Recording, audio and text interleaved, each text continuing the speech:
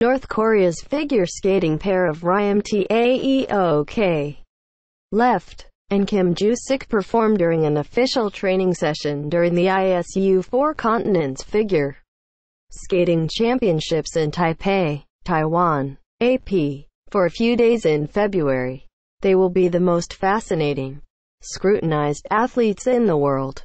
Ryan Taeok, 18, and Kim Joo-sik, 25, will be faces of a nation that few on earth know or understand.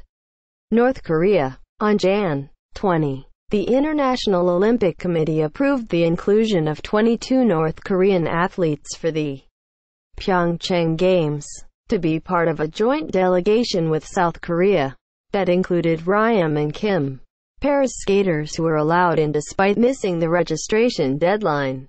North and South Korea will march together at the opening ceremony under the name Korea, and a Korean folk song will play as a shared anthem.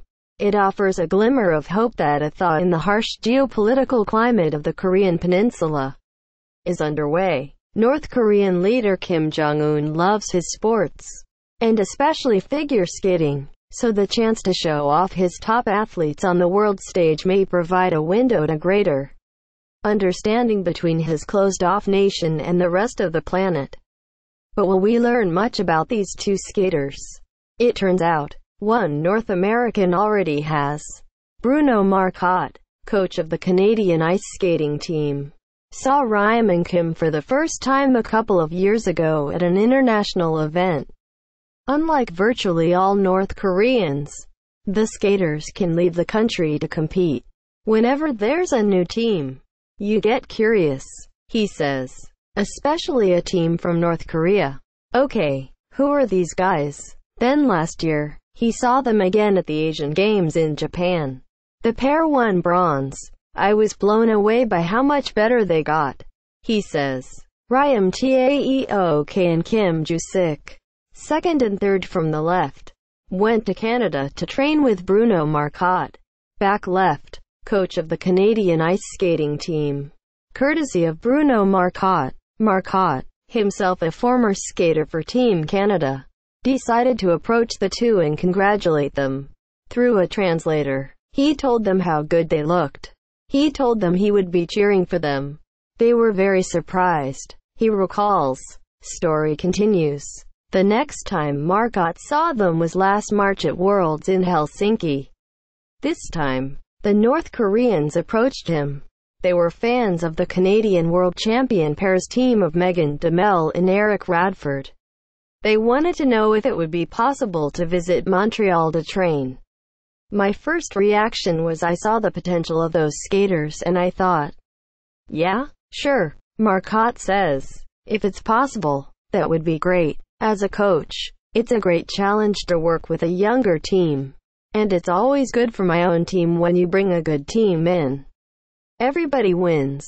The biggest challenges would be off the ice. Visas would have to be figured out. Marcotte didn't even know exactly when in June they would arrive. The skaters would need a place to stay, never easy or cheap during the summer in Montreal, and it would have to be fairly close to the training rink. After all, it wasn't like Ryan and Kim had driver's licenses or an Uber account. And it probably wasn't a good idea to put North Korean skaters who spoke no English or French on a public bus. They had cell phones, but a Canadian SIM card wouldn't work. The coach finally found an apartment and someone from the Canadian team arranged daily pickup and transportation. Then there was the culture shock. North Korea is literally off the grid. So the bounty and bumpiness of capitalism is only a rumor to those who live there. The skaters were taken aback and confused. For example, when they saw homeless people, through a translator they would ask Marcotte, why aren't they going to work? The flip side of that, of course, is the opportunity. Instead of retreating to their apartment during downtime, Ryan and Kim went shopping. The International Skating Union website lists Kim's interests as music, dance and reading, while Ryan's are football, reading and music. Marcotte says he saw shopping bags all the time, and the skaters were intrigued by the idea of skating as a hobby, which so many Canadians do.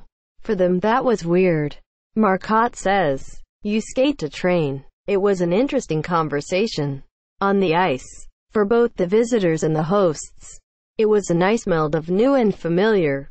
Marcotte worked with them on the height of their jumps, and his sister, Julie, even choreographed a routine they may use in competition in Pyeongchang.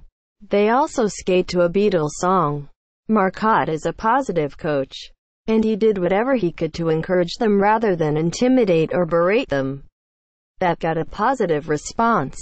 "I really tried to focus on their speed," he says, "getting height on their twist and on their throws. They know they're good and they can skate with more confidence." So what about geopolitics? What about Rocket Man and Fire and Fury? Like most of the rest of us, the coach and the skaters didn't really want to go there. "I would not ask questions," Marcotte says. "For me and even them it was going to be all sport. We all have a passion for sport." It was clear, though, that the North Koreans had a great time in the West. They raved about how safe they felt and how nice everyone was. It was, for both sides, a special time. Marcotte says when he sees them next month in Korea he'll be nervous. There will be a lot of attention, and doubtless a lot of pressure. "I really care about those kids," he says. "I really hope they had a good 2 months of training, and I know the world will be watching, and I really hope they skate to their potential. Even if they don't, a coach from Montreal has already done a little bit to make the world a smaller, sweeter place." More from Yahoo Sports. New Titans coach reveals a poorly kept NFL secret. Report. Cavs accuse Kevin Love of faking illness. Kid. Guyana's offered to save my job. Abuse victim says MSU is billing her for Nasser visits.